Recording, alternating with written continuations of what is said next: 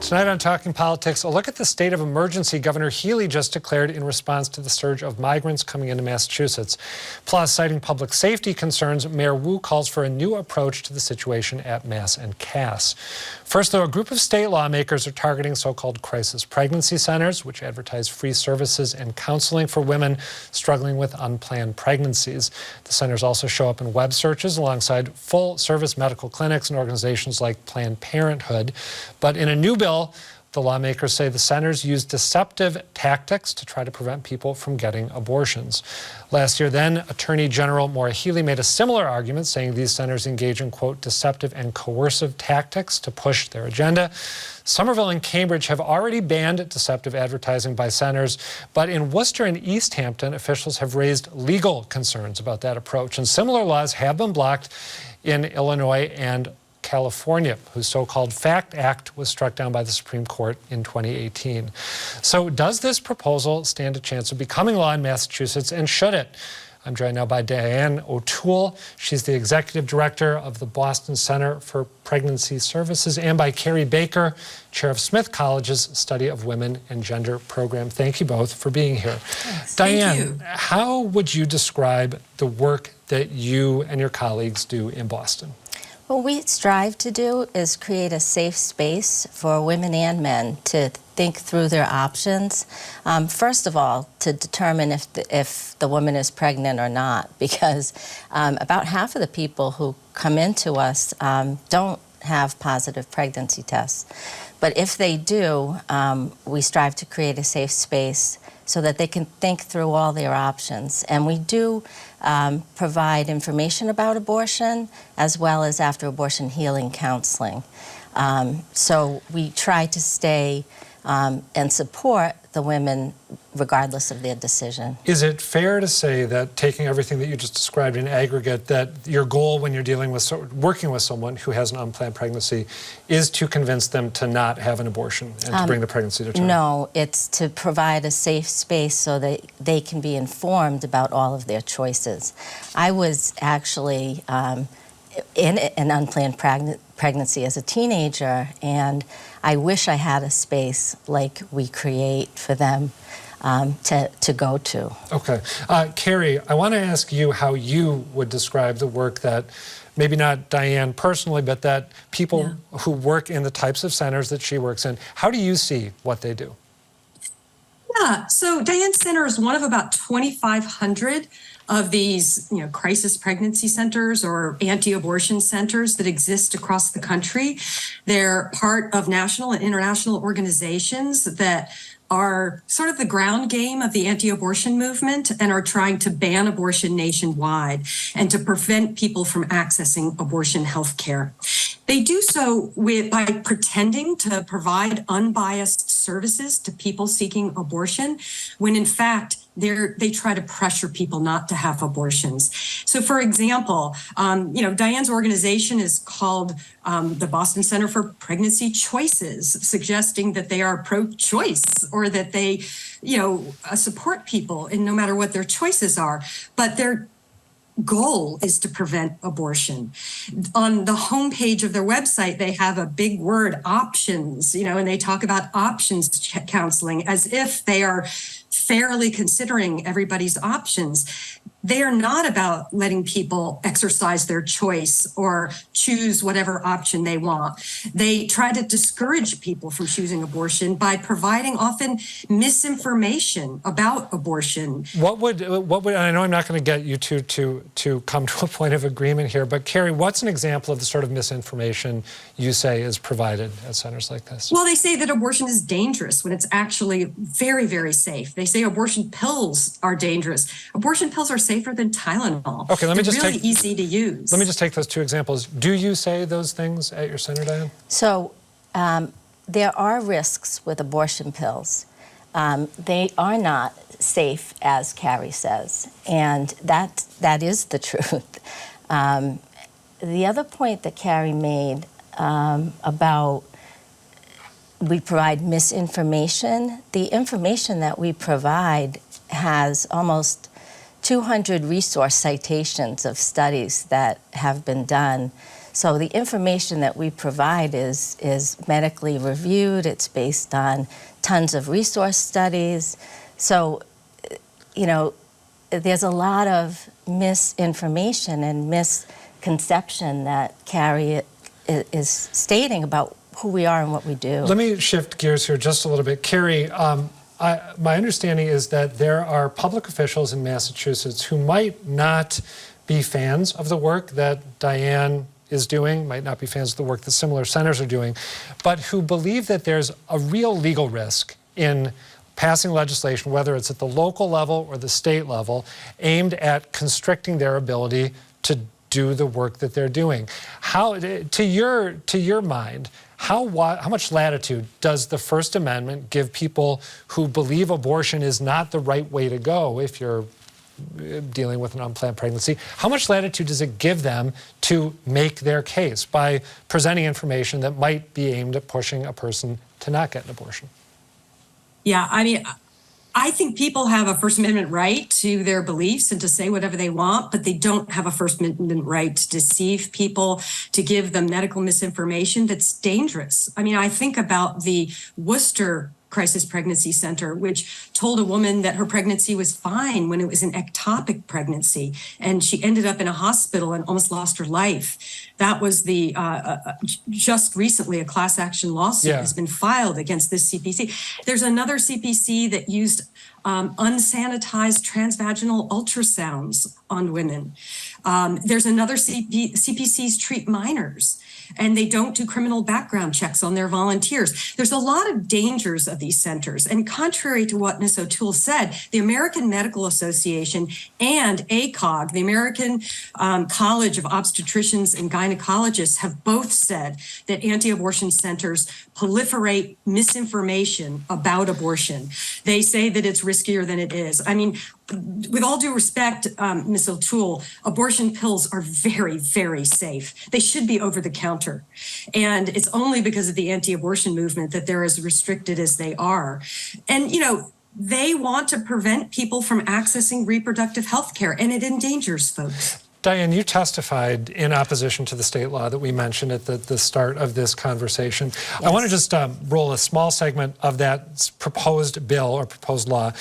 It states, no limited services pregnancy center shall make or disseminate any statement concerning any pregnancy-related service that is deceptive, whether by statement or omission. If, in fact, you don't believe that the information that you're providing is deceptive, why do you have an issue with that bill? Well, it unfairly targets pregnancy resource centers, and there are already laws that are on the books that are already anti-deception and what are those laws? You mentioned that before we started talking. Yeah, what are those Chapter laws? 93A is a law against consumer deception. Okay. So I just like to respond to that. Sure. Let's let Diane finish. Then yeah, you can I want to respond to really what Carrie's been saying, because that's a lot of what is the rhetoric about pregnancy resource centers is untrue and unfair and is not what we do.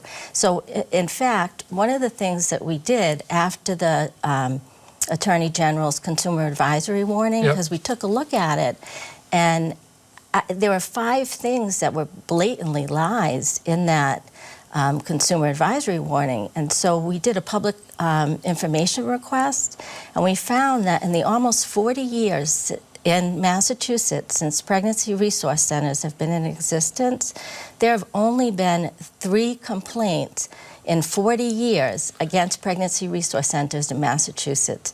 And that's from the Attorney General's office itself. So why the consumer advisory warning? We are running out of time here on an incredibly thorny issue, but Carrie, you're going to get the last word. I know you wanted to respond to one of the last things Diane said. Yeah, those consumer advisory laws don't apply to crisis pregnancy centers, as Ms. O'Toole knows, because they don't charge for their services. They don't apply to nonprofit organizations. They only apply to people who are actually selling services. These organizations target young people and low-income people who are vulnerable by offering free services and take advantage of that vulnerability. So I guess I just, we differ. I encourage folks to go to the website of the abortiontruthcampaign.org, which has a lot of research, peer-reviewed scientific research about what these centers are doing, about the medical misinformation that they distribute, and about actions that are being taken across the state to address this misinformation, sort of post-Dobbs. We unfortunately have to leave it there. Carrie Baker and Diane O'Toole, thank you both for being here. Thank you. Thank you so much. Next up, Governor Maura Healey says the state's shelter system is in crisis, and this week she declared a state of emergency as more and more migrants arrive seeking somewhere to stay. Last year, the governor's office says 3,100 migrant families lived in state-funded shelters like hotels and college dorms. This year, that number's jumped to 5,600. We see that both the administration, communities, and our existing shelter infrastructure have really been maxing out. We just simply are running out of capacity. Healey also asked the federal government for more financial help and to speed up the work authorization process so new migrants can find jobs sooner. GBH News reporter Sarah Betancourt has been following this story closely. Sarah, thanks for being here. Thanks for having me. This has been brewing, as you pointed out in your coverage this week, for a while. Why is the Healey administration taking this action right now? I mean, like you said, it's been brewing for a while. Since last summer, Texas Republican Governor Greg Abbott has been sending migrants north on buses to New York City. And we started seeing that overflow in September, and then with the Martha's Vineyard migrants brought here by Governor Ron DeSantis. But now that a federal law in policy has sort of lifted from the border. This is Title 42, the Trump era. Now that's been lifted since May. More migrants are coming, fleeing a lot of humanitarian disasters down in Haiti and South America, violence, political turmoil. And so now they're able to come north, and that's why we're seeing increasing numbers. So she's had to act now. So do you think that in taking the steps she did with this emergency declaration, is that going to help migrants and the people who are providing services to them? And if so, how quickly is it going to help them? So that's a really good question. In New York, the governor there declared a state of emergency in May, and they're just starting to get over $104 million in funds directed to New York City, which has seen over 95,000 migrant families in just the past year. And we're not seeing quite as many in Massachusetts, but they've already significantly contributed to the strain of the emergency assistance system. There's an 80% increase in just a year alone. So being able to declare that emergency, state of emergency, means that Healey can more quickly expedite state contracts with shelter providers, open up some housing if they can even find it. But it also allows her to ask FEMA for money. And New York City has been able to do that, New York and El Paso. So that should be able to go to service providers and help with housing, food, healthcare, all of those things. And I think you wrote this week, it also lets her deploy the National Guard to help these people if she decides that's the way to go, right? Yeah, it expedites that.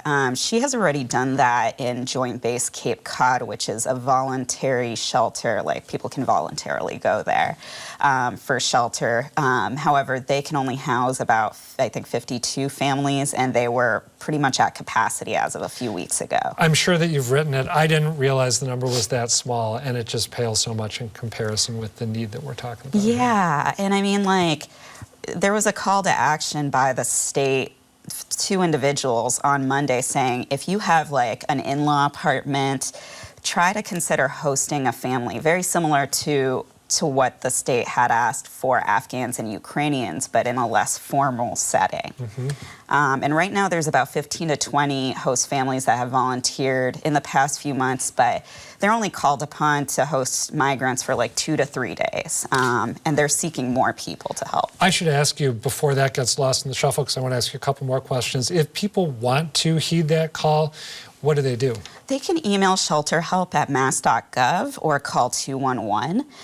There's also 2 welcome centers, one at the Brazilian Workers Center in Alston and another at East Nazarene College in Quincy, where they're seeking volunteers and people to help out there, donations like diapers, that sort of thing. And a lot of migrants are actually staying on site in Quincy. So those are the ways people can help. And, if they have an extra space available for someone to stay in, the state is going to start implementing background checks to make sure those spaces are safe, but that's an option. Governor Reilly wants the federal government to change work authorization rules so these people can get jobs sooner, support themselves, get access to services.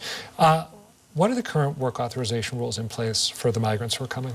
I mean, that's such a huge issue. Everyone that I've interviewed who's a migrant family member has said, I want to work.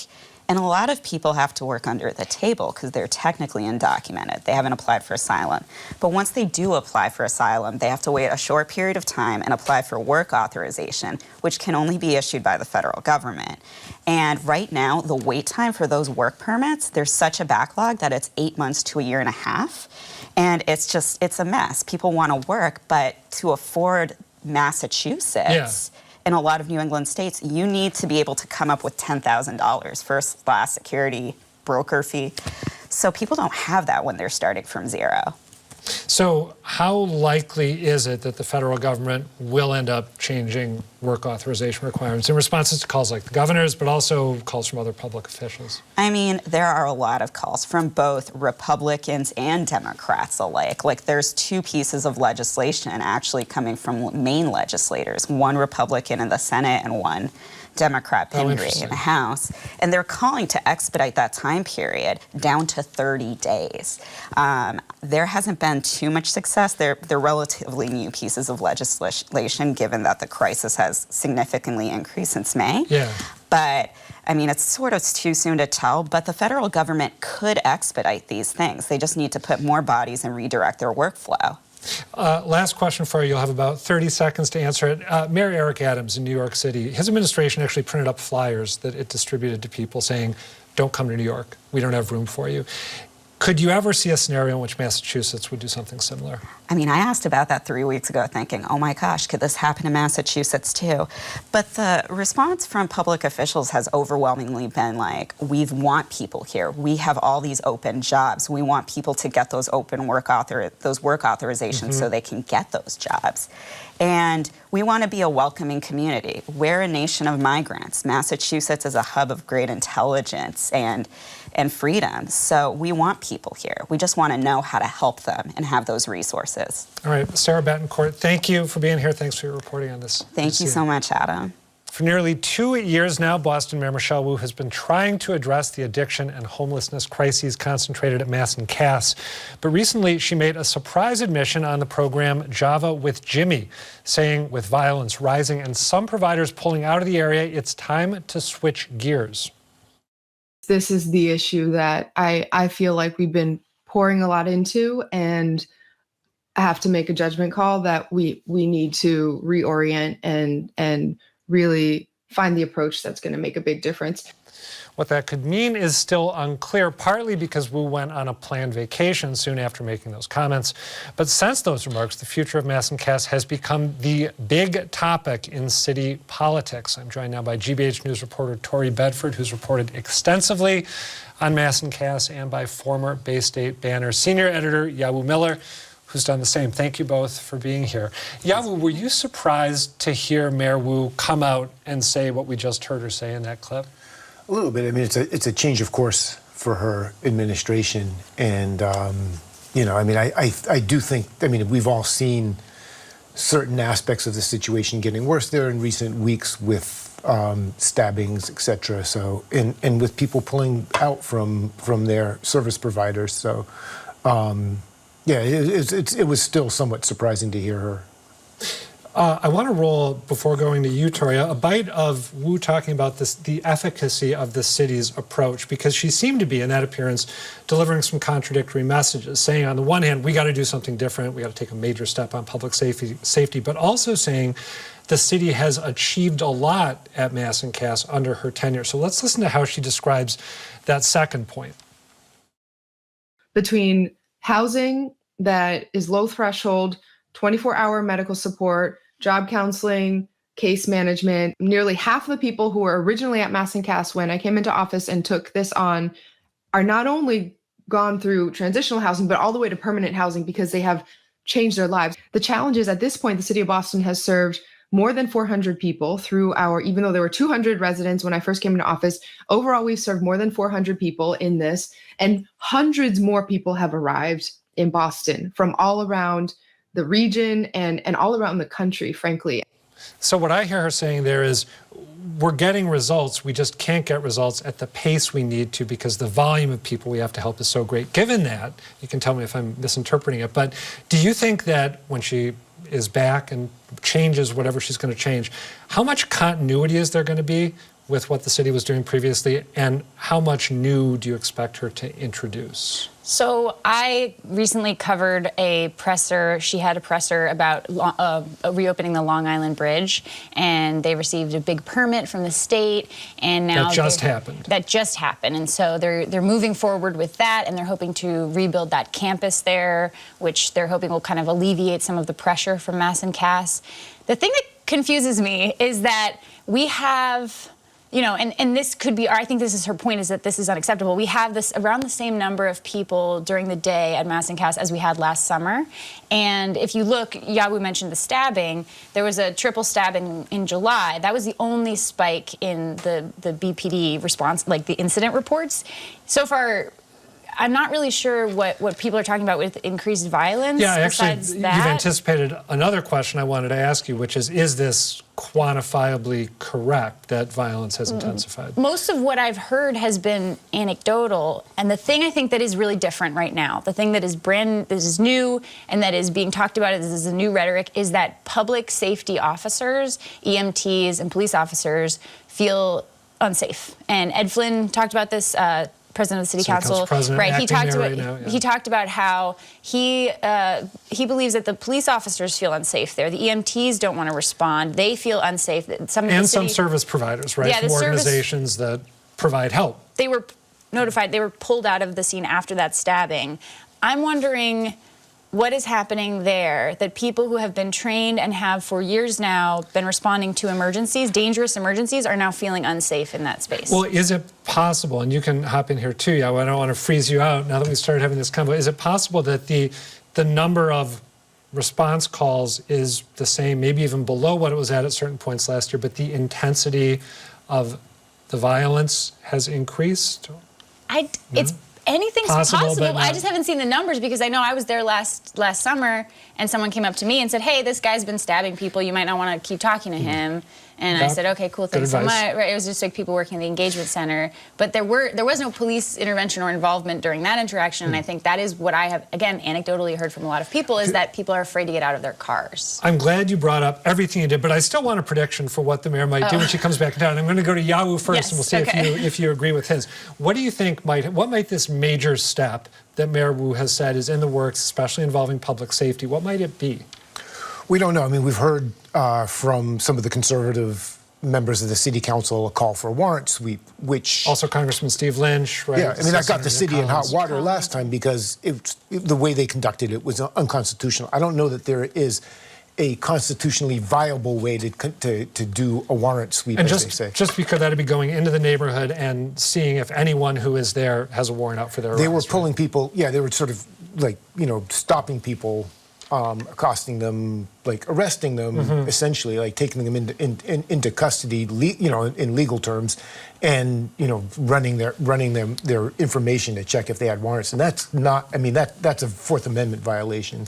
Okay, so what do you think the mayor might be looking to do with this major step that she said is coming? Both, when I spoke to Ed Flynn and City Councilor... You keep getting ahead of me because I want to ask you about it. I'm sorry. It's totally He fine. mentioned the warrant sweep, and she was asked about it, Mayor Wu was asked about it during this presser on Long Island, and I don't anticipate that it is going to be happening soon, but I think that what they've all said is that they need public safety to feel safe in order to conduct something like that. Okay, so if that's not happening soon, what might the major step be that she's talking about? Or do we just not know yet? Okay. I mean, she could be talking about... She recently put out an RFP, request for proposals for affordable housing. It was $25 million, which really isn't a lot, but like that's something. Yeah, but that's Long not, it Island sounds is like she's talking about a major step specifically in connection with public safety or perceptions around public safety. Yes. Right, okay. I do think there's something I've been trying to figure this out, and we're just having this interview in the middle of me trying to figure this out. I actually love interviews that are rife with ambiguity and uncertainty. Right. So we're doing it here. I'm not going to lie to you, but I think the police and the EMTs and perhaps some of the caseworkers there are concerns about safety, and I'm not sure where that's coming from beyond a narrative based on a few anecdotes. Yeah, well, you actually mentioned increased violence very early on in this conversation. Do you agree with Tori that this is a narrative-driven problem, or do you think the problem objectively exists? With her suggestion that it may be a narrative. I don't know We either. just don't know. I mean, I don't know either. But in politics, opinions count for more than facts, right? So, and that's where we're at. I mean, we have again some of these more conservative-leaning city councilors who are pushing this, in an election year. Pushing this issue.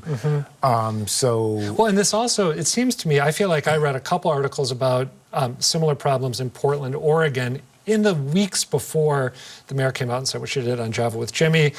San Francisco's gotten a lot of attention. Homelessness challenges in New York have gotten a lot of attention. So it does feel like there's sort of a shift going on, maybe in a national narrative around these problems. Again, I'm thinking out loud here. Let me ask you another political question.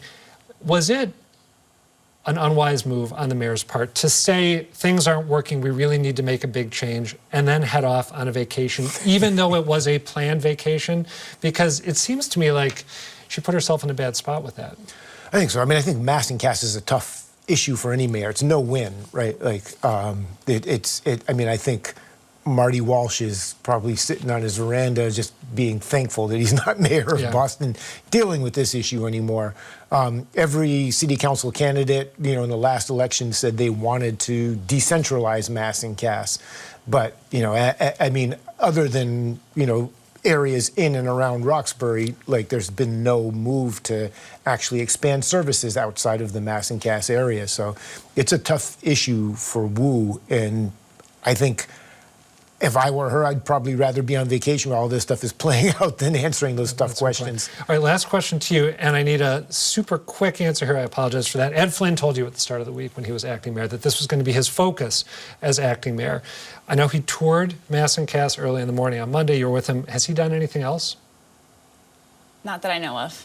Okay. I don't think he's not going to do a sweep. Yeah. That is not in that is not in his plans. And I've heard from a Wu spokesperson that she is still in charge of all major decisions. Right. Yeah. She was at the presser. Is she still on vacation at the presser? I think she is still technically on vacation, but I'm not sure because, as you mentioned, it didn't really seem to be an operative vacation. If she's still making decisions involving key stuff in the city. That sucks. Yeah, she's on a vacation. All right. So I don't know. Yeah.